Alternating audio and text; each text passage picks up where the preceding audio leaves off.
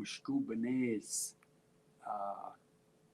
here on the Karen Drift Anishinaabemoin show. Yeah, we're getting ready. We're a little bit on Anishinaabe zaagi'igining, but that's always one of the things that we always try to, what do you call it, observe. As much as you try to prepare, sometimes things just go the way they go, you know? And that's one of the kind of philosophies, I guess, of Native Americans. Certain tribes, I'm not going to say all tribes, but yeah, I know there's some that have, if they have a meeting at 10, it starts right at 10. But here we are. It's about quarter after, exactly quarter after, and ready to roll here. Auntie's all fired up and ready to roll, and I'm here to do some hosting for her. And we start off with our introductions, and I'm going to say Mishkobanes, Indigenous Cause, Onanami, zaagi'igining, Migizi, Nindun Dame, and Gini Tum, Nizigos. Uju mino Oh, min there we go. uju mino gize kinago away ganuki waduma. I said good morning to those of all that work here on asabikone, zaagi'igining, Skunigan is a reservation. And Nungum Kanabutchi Gijate. No, good. It'll get hot later. Miyashanigi Gishate Gujing. It's already hot out there. Good for the rice. Last night, dibikung. That's, you could say it two ways. Dibikut is like night. Dibikung is last night. Dibikung away the Carson was cool, and that's good for the rice. A cool night and hot days are good for the manomen. He's been nigi no many came in. That's what I was saying. I'm telling my grandson. Now's the time around the first week in July they should go out and check the rice. Keep a good eye on it. But it chigami one dipikong rained hard last night. Yeah, that was pretty good. I like them kind of rains. Yeah, and then no hail. Somebody said it was hailing in Cork, but it didn't hear. It was just wasaya lighting up. Nimkeek light thunder. Nimkeek and but got better. I couldn't go in the bossy to become Bama. Nanan de Boyganek Nigi Neba Jeunesse. At 5 o'clock I went to sleep a little while. Well, when I got home from that meeting, I laid down. It was 3 to 4 we had the meeting, and when I come home I laid down and I fell asleep. I slept for three niche to bite a neck 3 hours. This way, not that's niche. This way to bite a neck nigi niba. I went to bed, went to sleep. Woke up about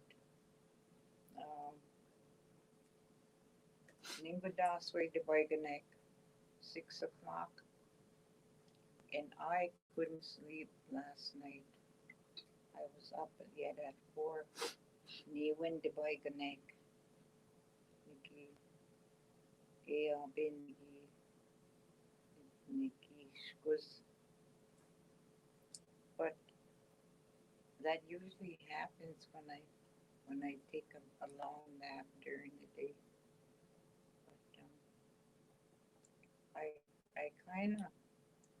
I I was kind of, well, I know it bothered me a lot when Ms. Inobitum passed away. And I was thinking about it last night. I was thinking, geez, I think I'll just give up. I think I'll just quit and give up. And like I said, every time I say that, something happens. And that I said that last night here around, probably around Midasway to Biganek, around 10 o'clock. I got this thing post here that happens all the time. It's probably meant to happen to me, but here it I hope it's in here. I got a call. I got a text from this young woman. She asked me, she said, do you know my cousin or whoever, do you know her Indian name?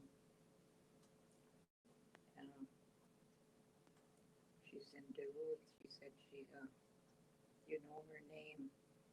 And I asked her who it was, and she told me, and I told her, I said, no, I don't know her Indian name, but I know her grandma's Indian name.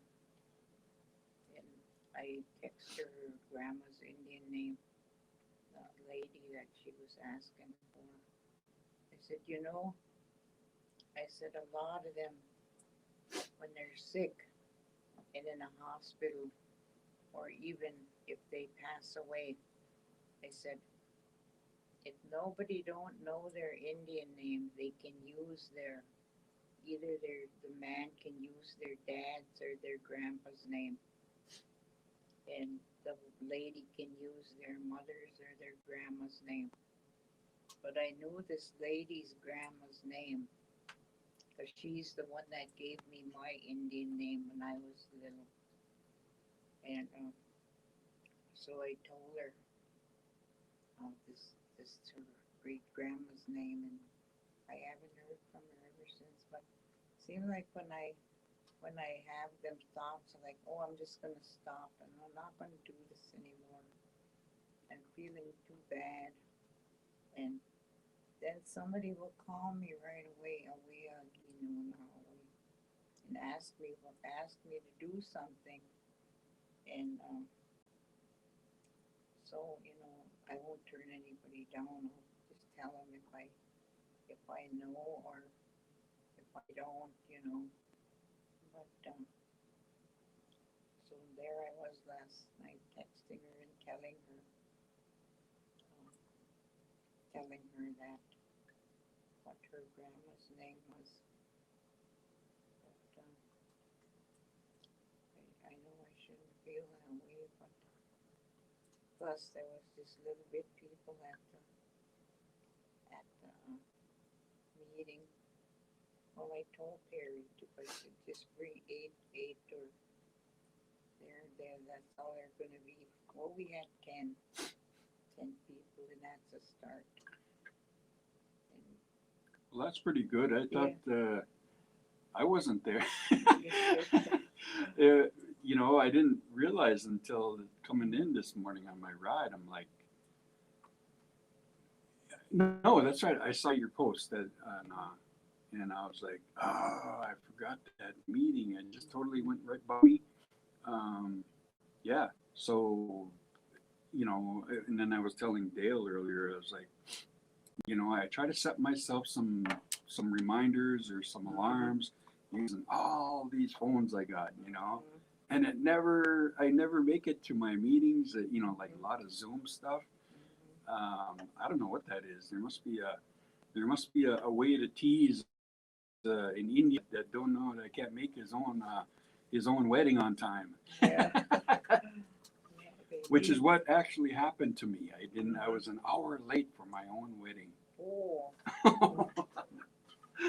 Yeah, they weren't too pleased with me, but Meekenjiig. That means tease. Meekenjiig. Mikinjiig. But yeah, it went pretty good.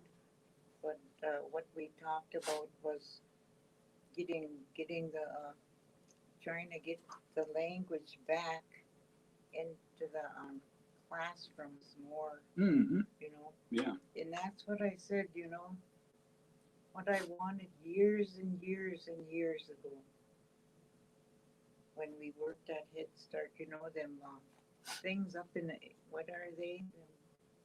Them things that you can talk from. Oh, the intercom. Yeah, that's what I wanted them to do. Put the intercom on it.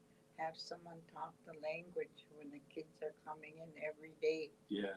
That could even be done at the RTC, you know. Mm-hmm. Just a greeting in the morning and a greeting after they go, you know. But going away all biz and doxy, nobody listens. Mm-hmm. And you know, but Millie had some good ideas, and Perry liked her ideas, and Mm-hmm. you know, the other two ladies, they work at a school, and they had good ideas. Yeah. Shane was the only one there from leadership, yeah. So he did a lot of talking about Mm-hmm. how he felt and what he did, you know, how to get the language back. But you know, that was the only one. Jay had got everything. He what do you call it, everything on his. Oh, are you recording? Yeah. Oh, okay, good. Yeah, but that was. We even went over 1 hour, Mm-hmm. and everybody had a lot of donuts to take home. Oh, well. I should have been there for that. Yeah. Me and Heart Warrior and Shane were sitting close together, like almost this way. Shane wouldn't take a donut. I said, "Holy, go in, Kibokade, see, I'm not hungry." He must be watching his figure. His trim is such. Yeah. Well, I apologize to Jay and Perry. Like I said, I was sitting here too. We were just having all kinds of discussions and getting prepped for this weekend. Some of the planning. KBFT is going to be at the powwow, and we're going to be broadcasting. So anybody that's out there, let people know that we're broadcasting. I think we got a poster or something saying that we'll be there. We should be there before starting at noon broadcasting, but we're going to be there early with our stand. We got some little trinket items that we'll be giving away, and we'd like to visit with as many people as we can to come on the air, and just talk about whatever that is, maybe their memories about previous powwows, Like I can remember when they used to have this zaagi'igining days right up here, and where the school is right now, right? Remember it used to be what do you call it, like a big recess area, or yeah, and right by that big tree. Remember that big tree that used to just sit right out there? Yeah, so I remember all that, and I remember a lot of the early days, as far back as I can remember anyway, powwows. And I really didn't get involved in that until I think it was 1982. But I remember my dad used to take us to all kinds of stuff. And then down south, my family down there would attend these big festivals. There'd be a carnival there, and there'd be a rodeo, and then you would have the powwow. and then there'd be like some kind of music, like country music or something going on somewhere close by. So, it's always been something, just, and I'm sure everybody else has been through that, whether it's a parade, um, holiday weekends, or something like that. And for some of our listeners that aren't really familiar about powwows, is that there's always a reason to celebrate. And as much as we the conditions are hard as far as life goes on some of our reservations, not all, but we always see the bright side of life, and that's something that I think that's awesome, that people can get together and sing and dance and celebrate their traditions. And even though we only got, I say only 10 people or so to come to that event yesterday, I think those are the ones that are going to carry on. Yeah. They seem strong. Yeah. Yep. Especially the two ladies that work with the high school. Yeah.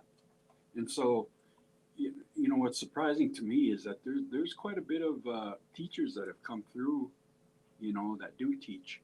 Like even now too. I mean, he's not a certified teacher or anything, but he works with the school district in providing culture and art, and just through his network of people, he gets the students to experience, our way of life. And I'm talking about Chaz, and of course he works in the Hibbing and Chisholm school districts there.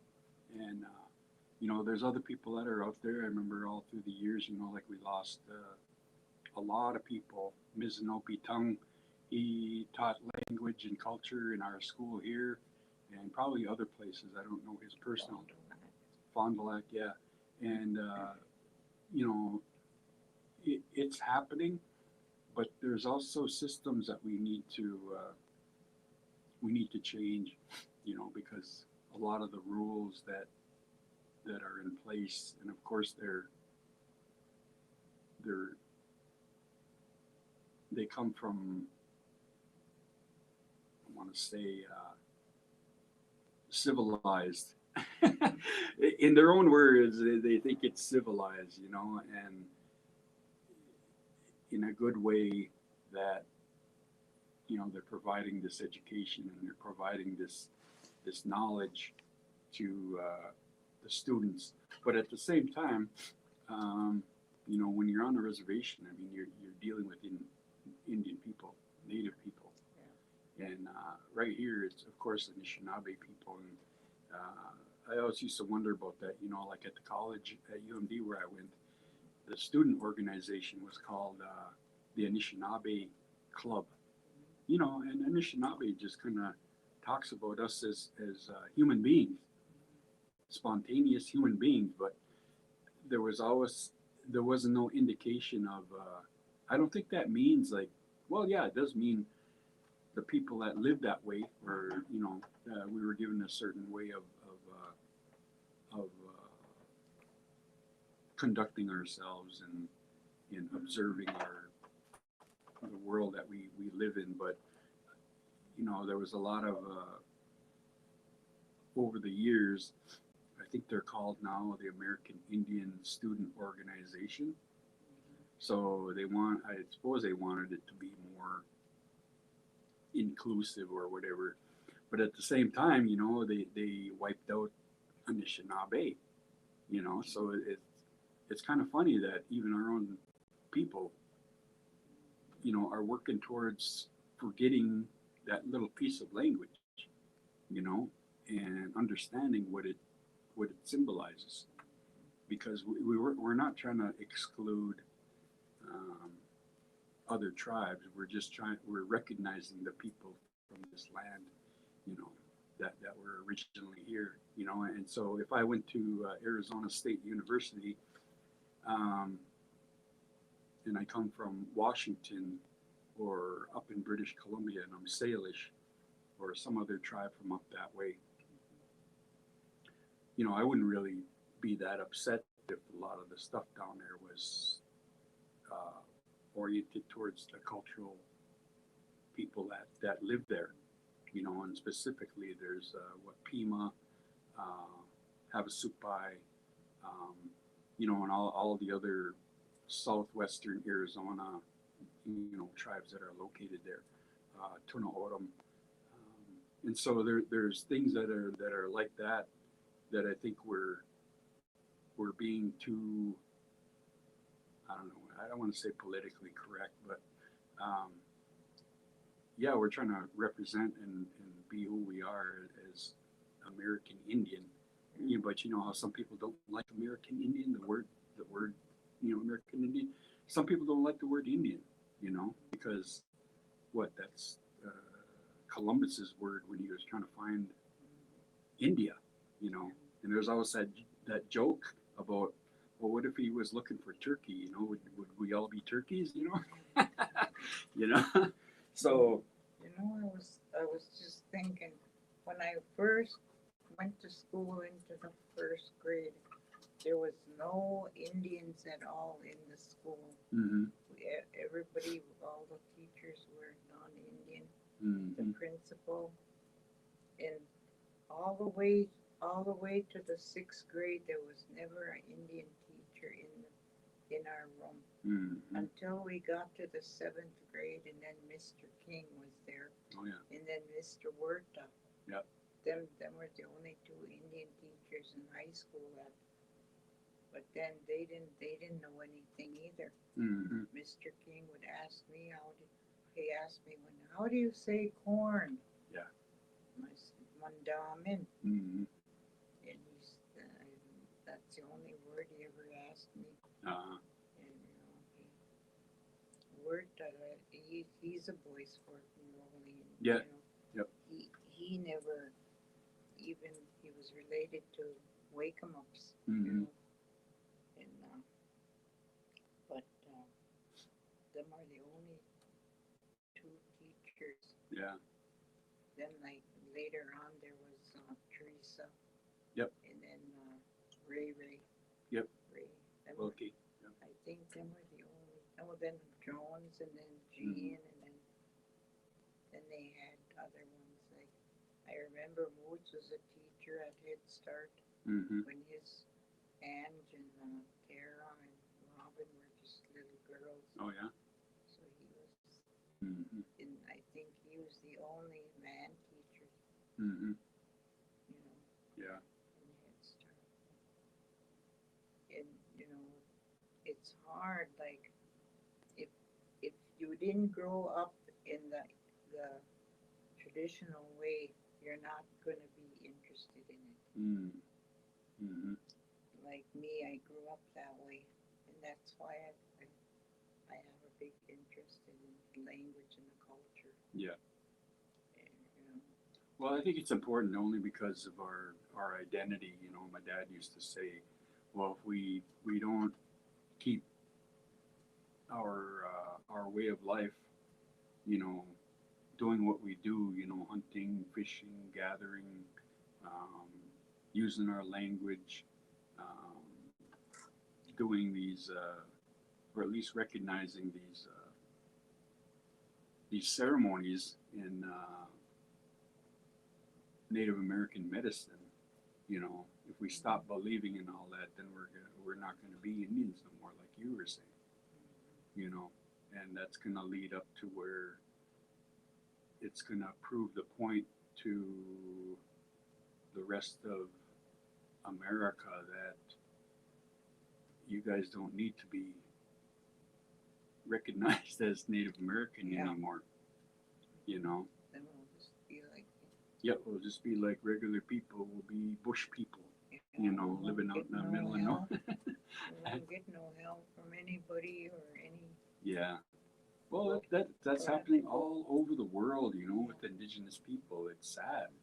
We'll have to go back and use hunt and fish Yep. and Yep. I was just But then- watching a documentary about a community up near the Hudson Bay there. They're Cree people. And, you know, they live so far away, it's hard to get like building materials. So there was a housing crisis there. Like they had 40 people living in one single home.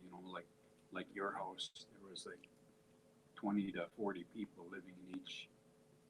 People taking in their family, and the reason why, even though they had built all them people housing like beforehand, it was hard to do the upkeep. So if they had a leaky roof, it cost them lots of money, and they couldn't get the materials to repair it. So even though they might be providing these things, they don't maintain the support afterwards. So it's kind of like giving somebody a brand new car, and then you don't give them money for, not give them, but you don't support them, in maintaining that vehicle. It's just gonna die out. Disrepair, whatever it is, fan belt, oil pump, eventually things break down. And so, but the conditions don't change. I mean, like here, yeah, we're a little bit closer, to the world, let's call it,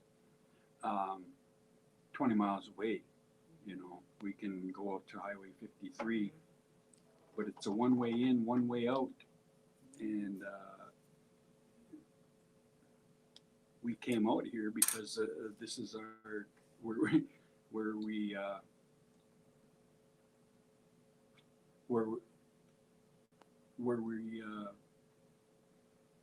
were led, on that by our elders and our.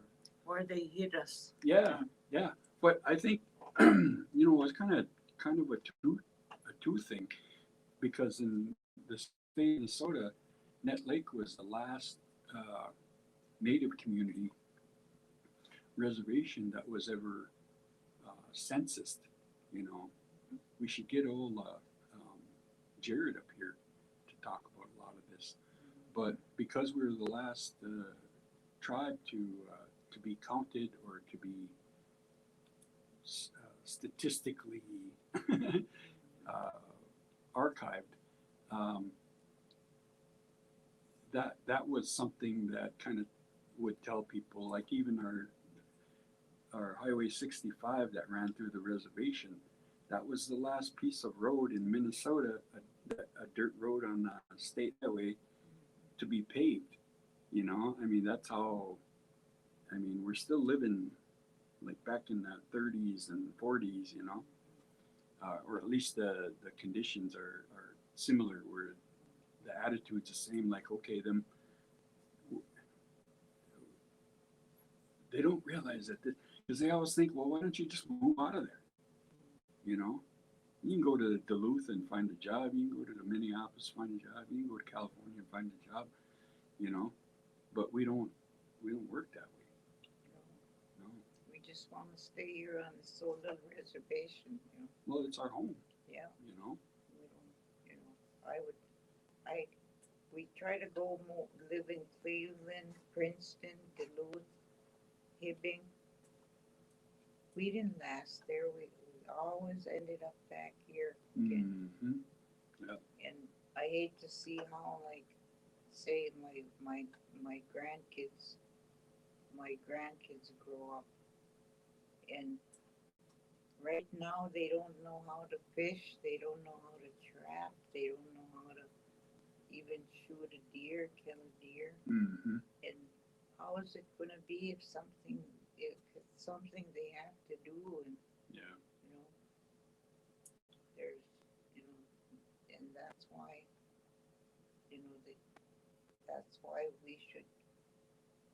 Well, I can't teach them. I could teach a little bit, like Mm-hmm. tan hides and stuff, and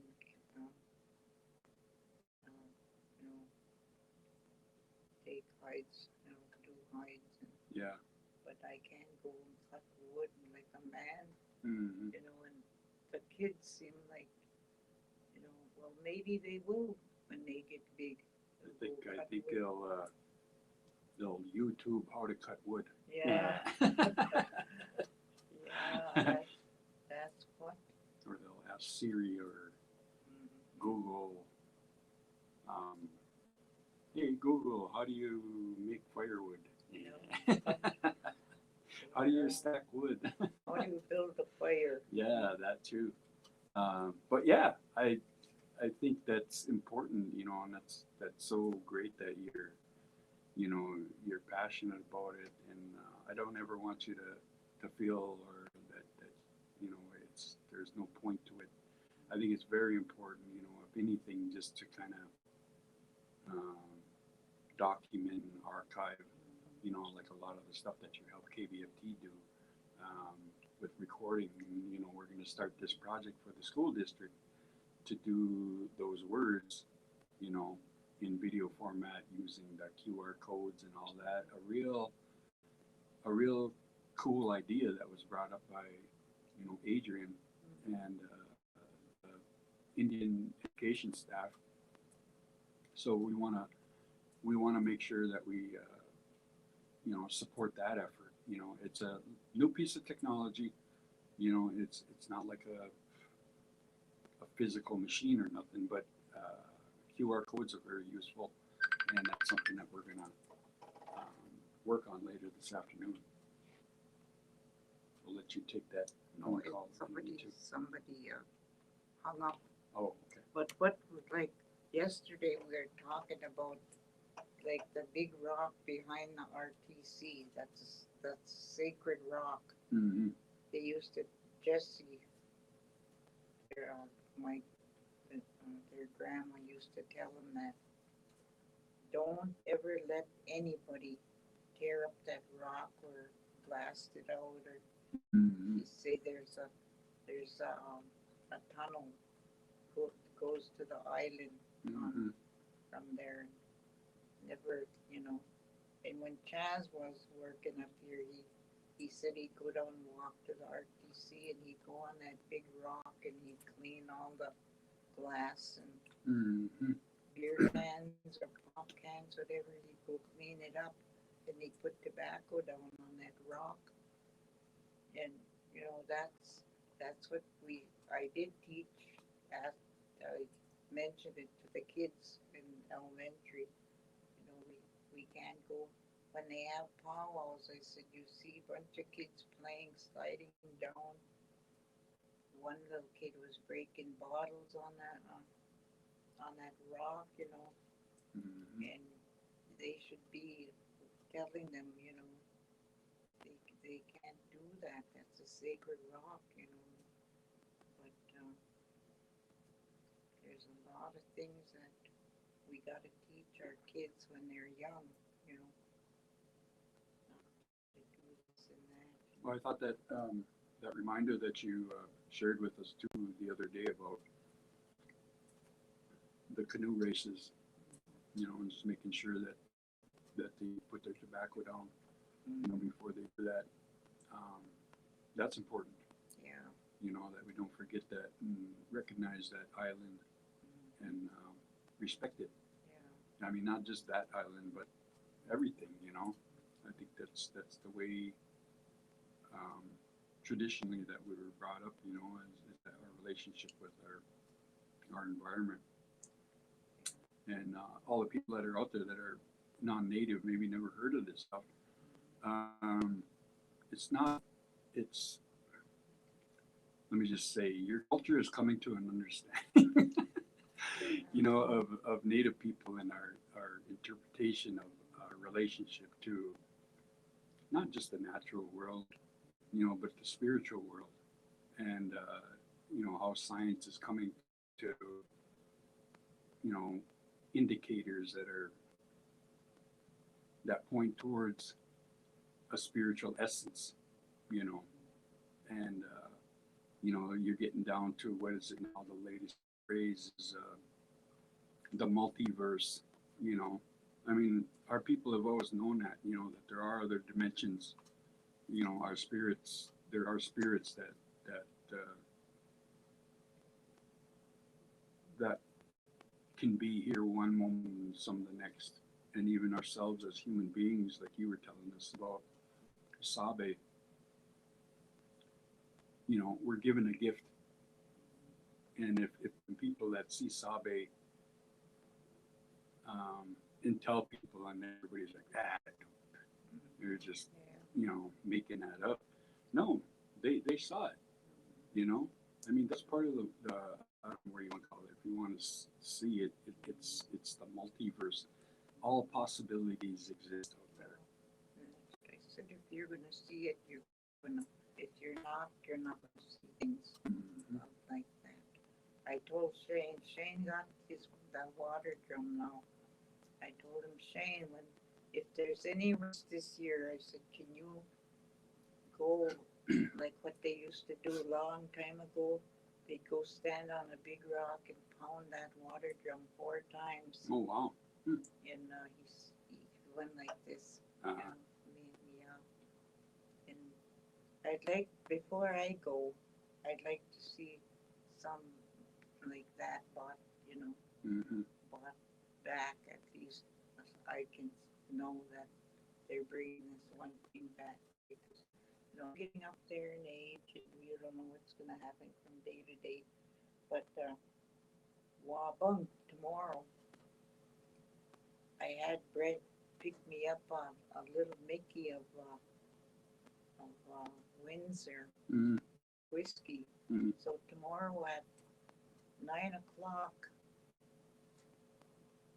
me and Heart Warrior are going to go down to the lake.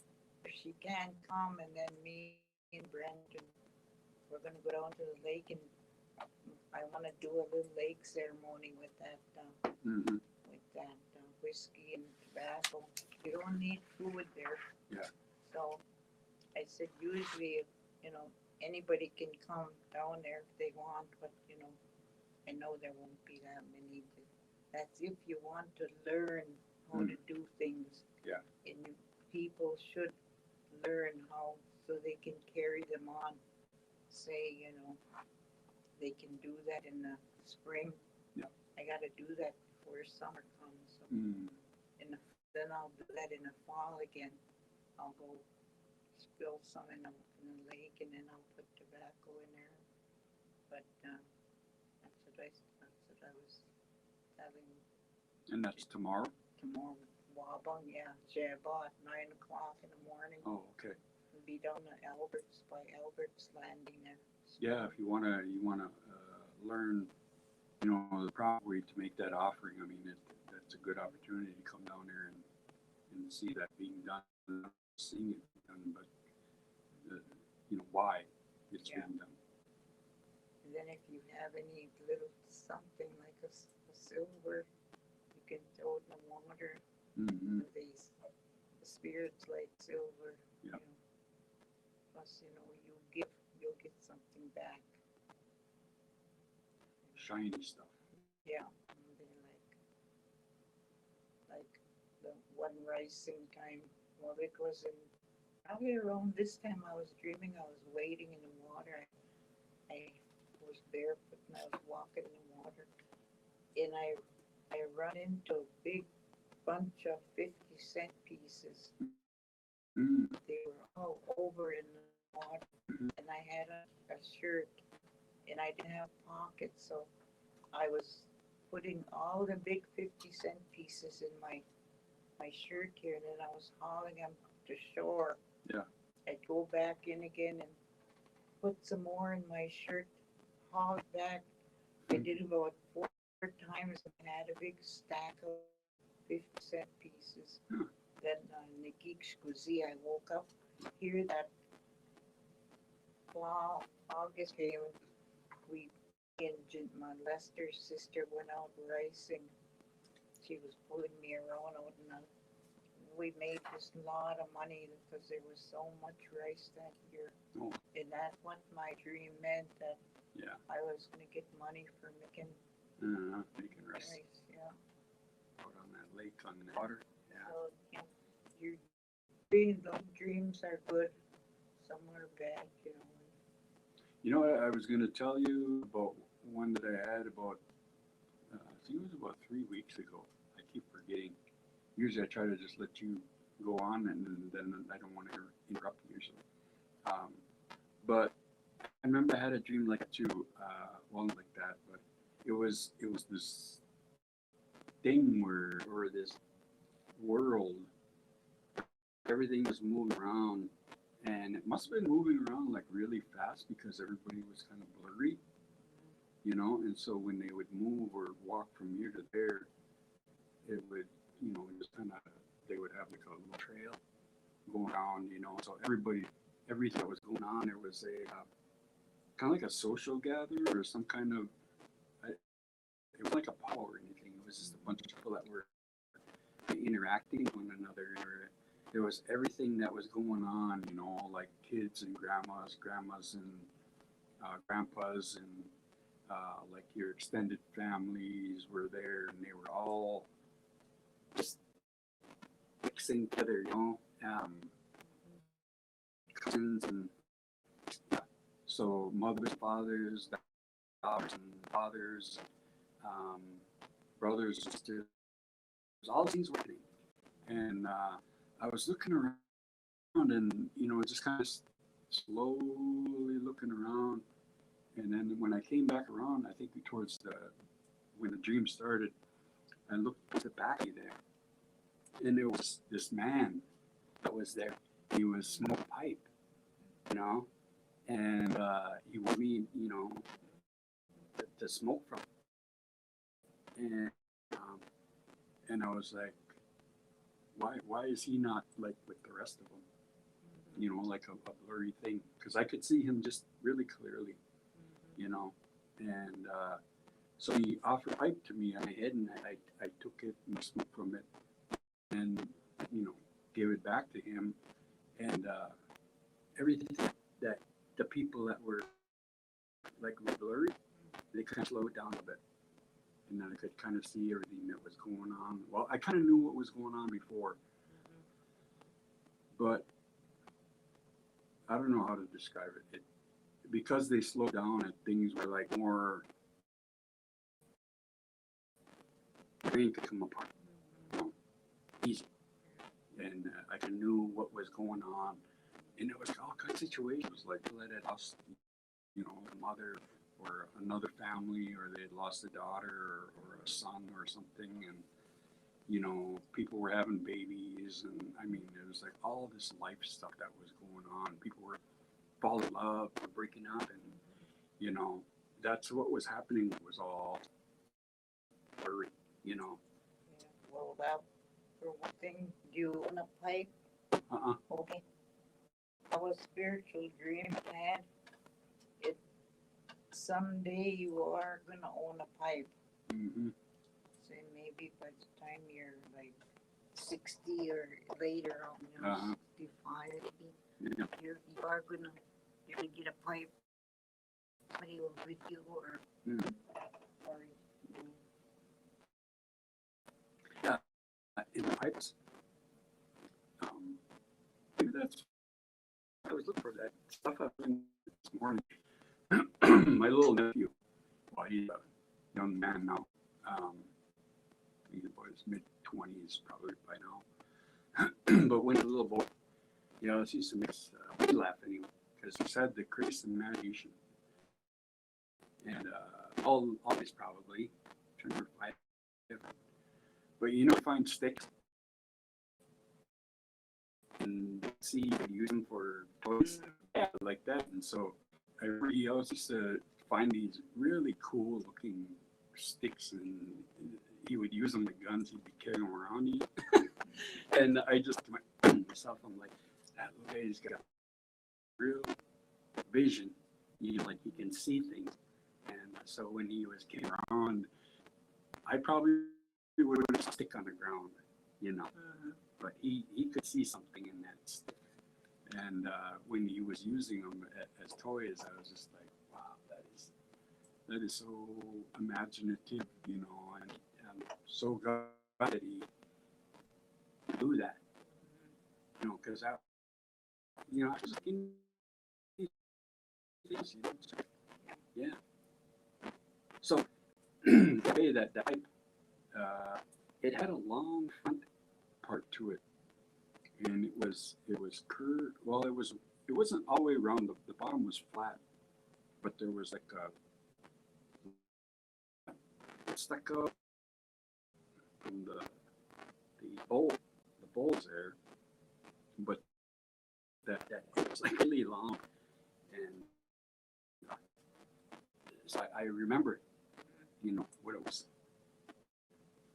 was clear. And I'd forgotten to talk. There was another one too that I remember that I wanted to talk to you about too, because I know you love it. Talk about that stuff. But I'll remember, I'll bring it up. Yeah, that's kind of like a pipe. That if you had, oh, it was he always used it like playing on his and stuff. Yeah, and he had like at any one time he probably had like 7 to 10 of them, you know. And he always kept them wherever, and he would throw them wherever, just kind of put them back. And he'd remember where he'd go back and get them, you know. Yeah. So it was really neat to see somebody be that imagination. The big cookie, Nimki Gla last night. It Mhm. was Thundering. thundering and all I say speaking. Oh, something woke me. Well, I was in bedroom and something woke me like, and when I got up, I think I know I was having a dream about my little grandson. He's in Michigan. Mhm. Dating some boy. He's a year and a half. I know it was him.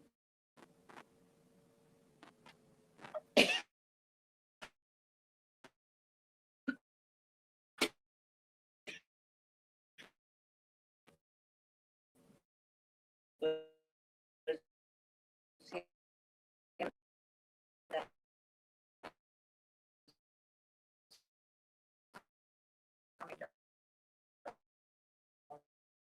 I don't know.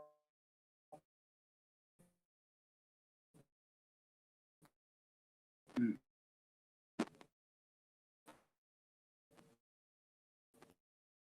And behind him his sisters were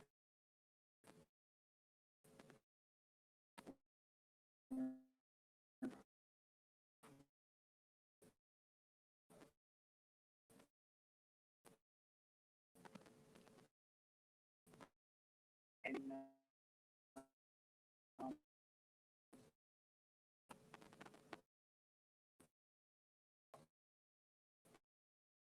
this boy,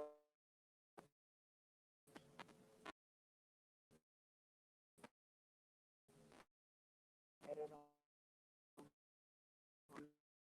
minutes ago,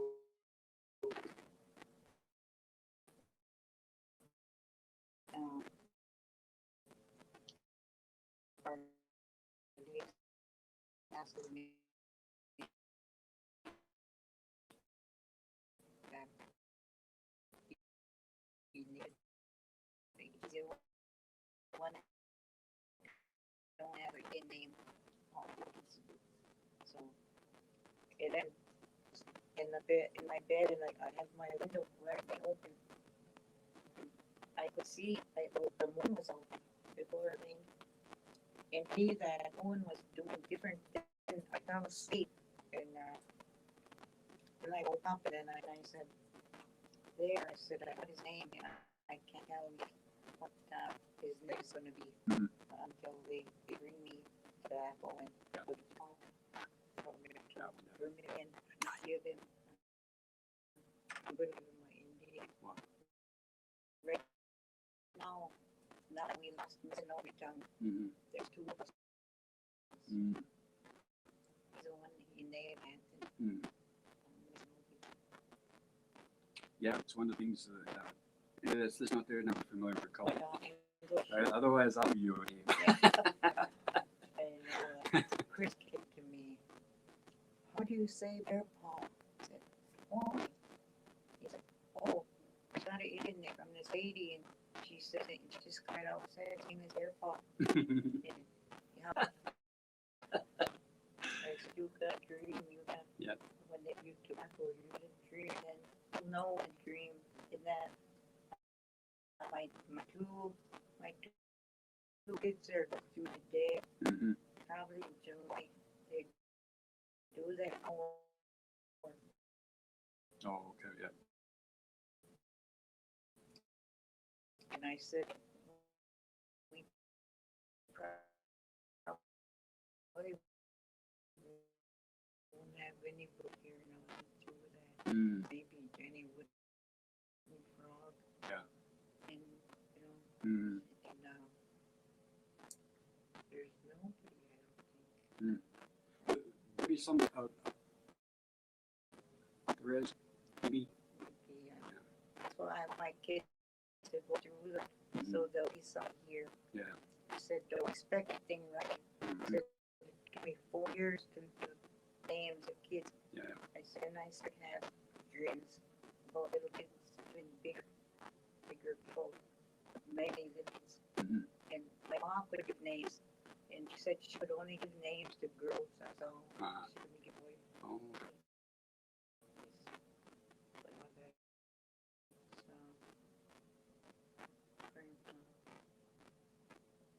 Different gifts. Different zaagi'igining. Mm. Like, see it better than that. They might do given, then I ladies on the inside they can gave his names. That's what I named down in the thing. And the little kids, and they gave him elementary school year this year. So this old girl told me that he don't like feathers and tobacco and they would be gum.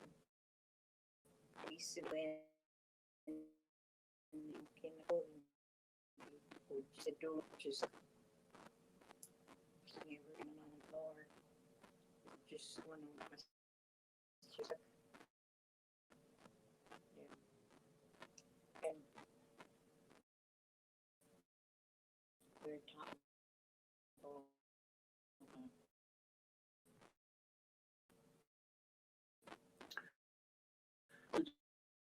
How would you say that in Anishinaabemoin, like somebody given a name where they're going through the ceremony.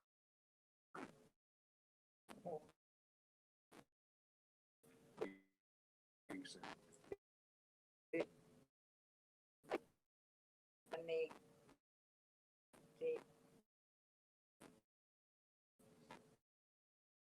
long time ago my I don't want just to use the name of the names and all most of my kids to not seeing their people.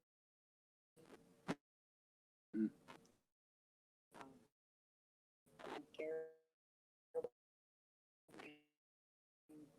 there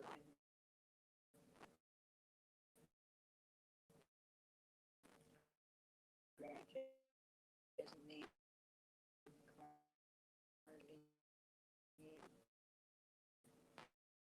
anyway, when they ask for the name, they have that whole say, we know Mr. Johnson, Johnson. when you name you keep don't read on okay and old person or older kid to back he would come on and what like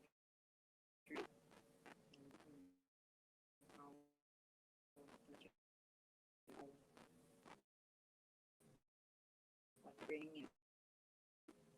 it So it was, they get that if they have that Anishinaabemoin, like their spirit name. It's like a white, I don't know. So what you're calling the name is shouldn't be Kazu Yeah. and the Kazwin. Yeah. And then it's like you're, the one that you would name the big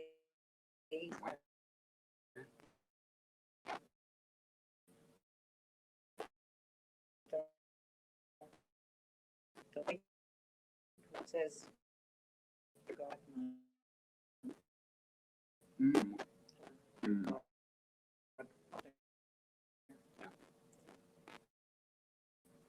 The I would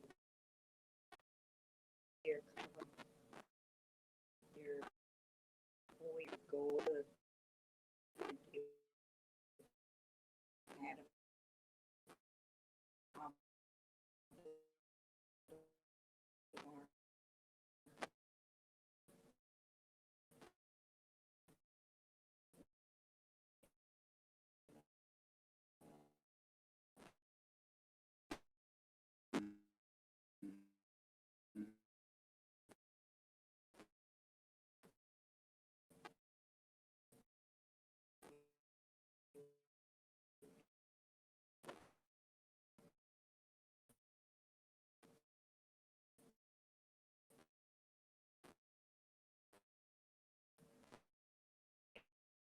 in all that used to come see me when she came.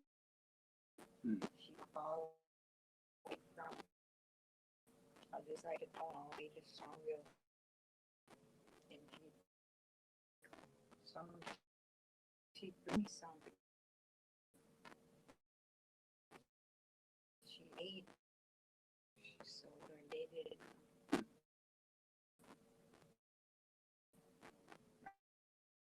All the other she named them. It was